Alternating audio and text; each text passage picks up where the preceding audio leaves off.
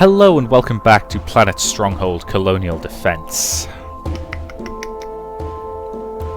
It's actually a really difficult decision because, let's face it, nature preserve sounds pretty. Everything on this planet wants to kill us though. Military use? Yeah, potentially viable. Soldiers need somewhere to train. But at the same time, the long-term benefits of mining it are possible, but at the same time, you've also got potential long-term drawbacks of mining.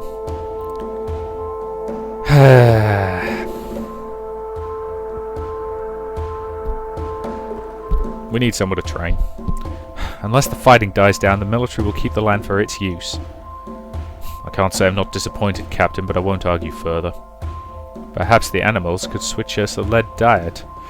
Actually, that's one way to attract the big boar grubs. I trust the matter is settled? Good. That way I can finish my rounds before the interruption. So yeah, it's potentially, dodgy situation, but be curious to know what other people would have done in that situation. Okay. Let's get a missile turret up, and a battle drone, and some assault infantry. Assault infantry, you can hit that for some pretty good damage. A floating robo-brain. Ah, it's a flying type enemy. Okay, that's a problem. Probably ought to kill it.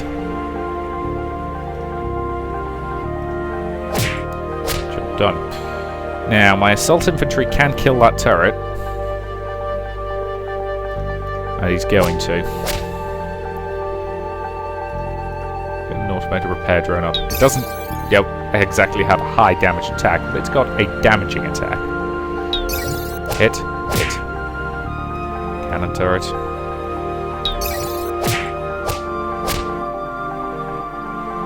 They don't seem to have that many cards.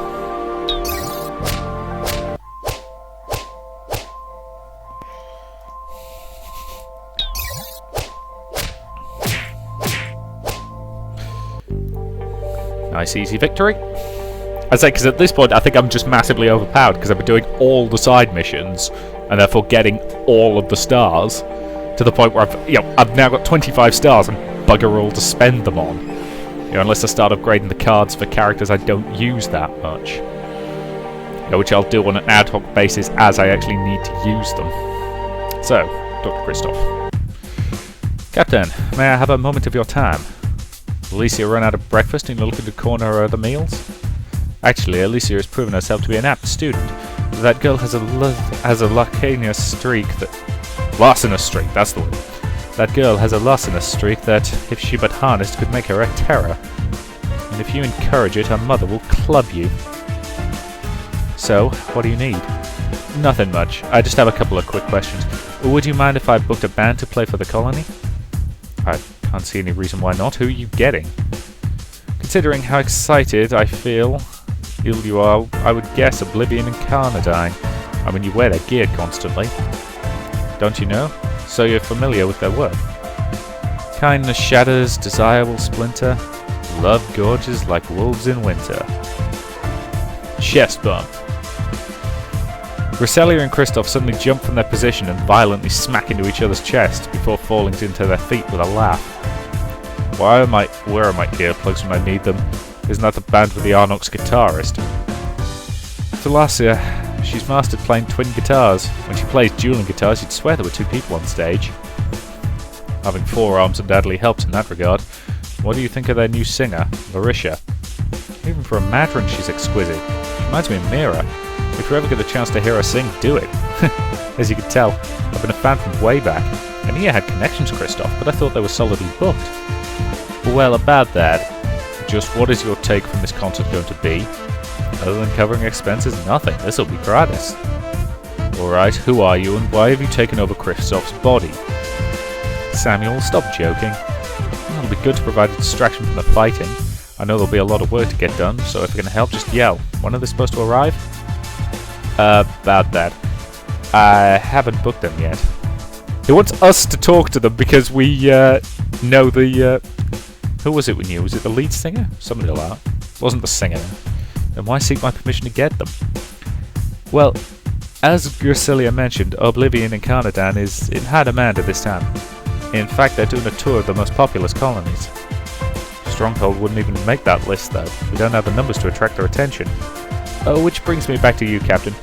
I was hoping you could help me convince them to stop as they pass through our system on their next gig. But why wouldn't they talk with you? On account of a little altercation back on Luna I happened to witness, I was blamed for it even though I had nothing to do with it. Somehow I don't believe that. It's not my fault the man wouldn't remove his hat. I paid good money for those tickets and I was going to be damned if I missed the show. Delilah certainly didn't. Who's Delilah? His crowbar. Who takes a crowbar to a concert? If you were at an Oblivion Incarnadine show, you would know. So, Captain, are you willing to help get them here? And if so, how? Take control of their the subtle approach. Silk glove, iron gauntlet approach. That's a great expression, the silk glove and the iron gauntlet. But, let's be good about this and appeal to their better nature.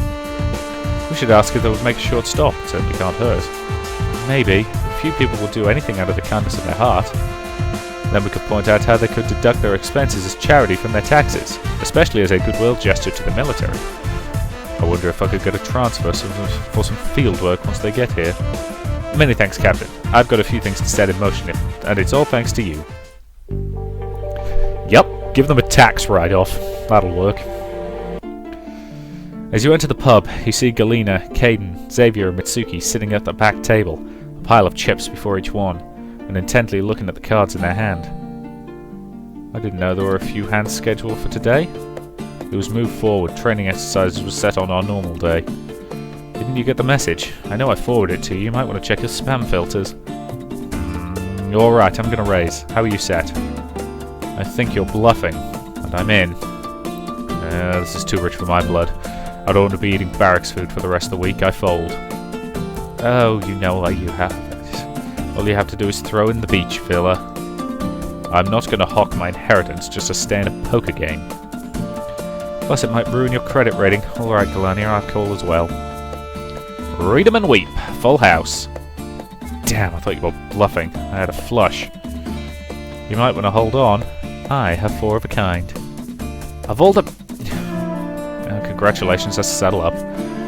Damn, Mizuki. Looks like that Vegas simulator paid off. Maybe I should borrow it from you.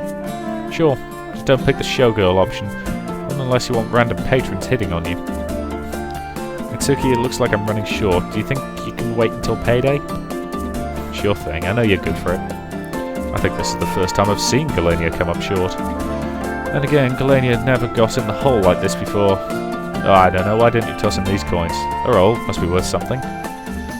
Galenia's hand moves to her pocket. There's a slight jingle as she makes sure the contents are still there. You of all people know that some things just can't be given away. At least it would be more useful than what you do with them. I've heard the stories and... Caden, enough. Galenia, payday is more than fine. Anyone who want to get a drink, they're on me. Just how much time do you all spend playing cards? Well, when you're with a bunch of rogues in the middle of winter, there's a lot of dead time. And men after you were done. You coming, Galenia? Not right now. I'd like a few moments, please.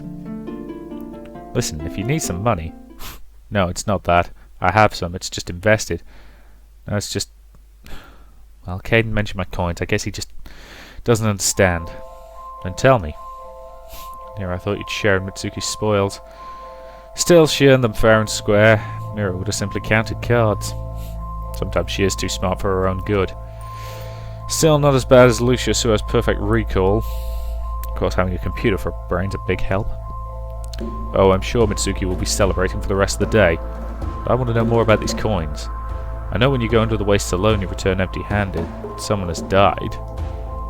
I've done my share of wet work. Sometimes it's necessary. Perhaps. But are the coins necessary? I want to collect a trophy. If I wanted to collect a trophy, I'd cut out their tongues or sever an ear. No, the coins are a memorial. Even if no one finds my target, at least they won't be forgotten. Namiru Hismeth Krishna.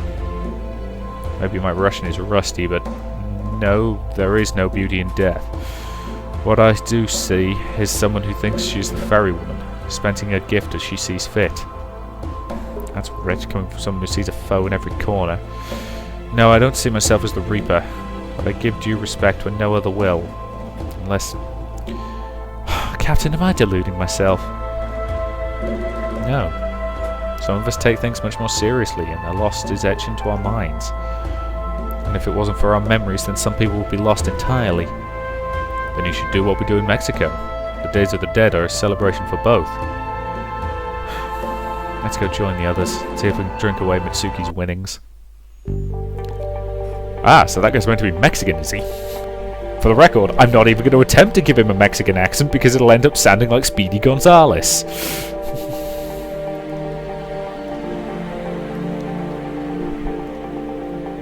Going the Speedy Gonzales voice, while humorous, is, not exactly the most racially sensitive voice ever done.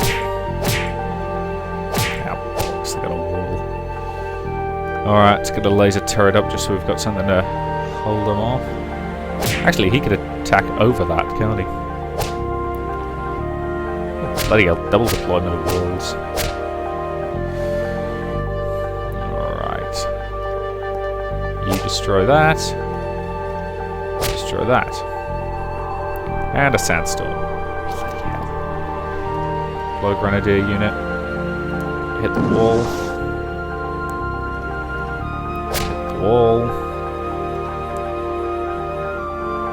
That battle drone is now completely useless, unless I can find somewhere to heal him.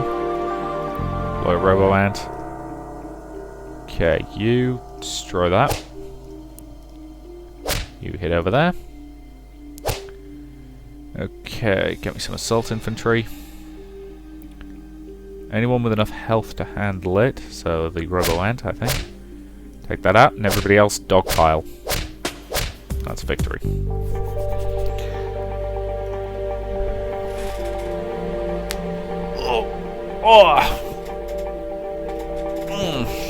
Stretchy, stretchy. Hey, Captain. Just the person I wanted to see. Guess I owe Griselia a gourmet dinner. As you look about the room, you notice that Mario is sitting at a desk, several humanoid figures and their numbers scribbled on paper. Nearby you see several holographic displays, bearing the likenesses of several people in the colony. Rimi's curled up near Mario's chair, keeping a close eye on the man's work. Nothing much, but earlier I asked if she knew where I could find you, and she said I should save the effort, but the stars told her you would come to find me. Well, I see she isn't above giving fate a gentle push. Griselia said it was important that I see you. It isn't that important, but, well, I did want to ask you about something. Look, as you may or may not know, I like to think of myself as a sculptor. I was wondering if you'd like to pose for me. Interesting, but what's your ultimate plan here? I want to make something beautiful, not just functional. Most of the others will help in their way. Charlotte has her flowers picked out, Christoph recommended an excellent polarizing material for ambient light. Even your siblings on board, they've already posed for this model. He points at his desk and you see some rather well-rendered likenesses of your sibling. And for a moment you're blushing since the pictures show them sky-clad. Alright, 2 questions. Why is Alex naked and why does he have a sword? As detailed as the model is, I'd be afraid if the sword dropped, but Alex wouldn't be able to make grandparents of Mum and Dad. This isn't the final plans, there'll be a few more changes. As I'm sure you've noticed, I hope to make something in the classical Greek style. I'm going to base Ares on your brother Alex, so at least I won't be the only one. Some of them were quite insistent to be included. Mira tracked me down to make sure she was going to be included. She's going to be Hera. Christoph was a little more reluctant, but I increased him to be Zeus, mostly thanks to his beard. Aww. No, I haven't forgotten you. You'll be the centerpiece. And see, I'm about done with this model. Ow! Mario flinches in pain as you see him take a rather large, sharp dagger and pricks his thumb with it. Once he gets a sizable drop, he smears it on the model. I don't think pricking your thumb and dabbing it on the model is normal. Sorry, bit of a personal tradition. Some cultures, when a building was meant to last, would sacrifice a person to do so. Well, I certainly won't do that. This is my way of throwing myself into the project. And bringing a bit of life to the stone as well? Exactly. So, Captain, would you like to be included? Oh, hells yes. But I'll actually answer his question at the beginning of the next part. So, until then, thank you very much for watching, and I'll see you in the next part.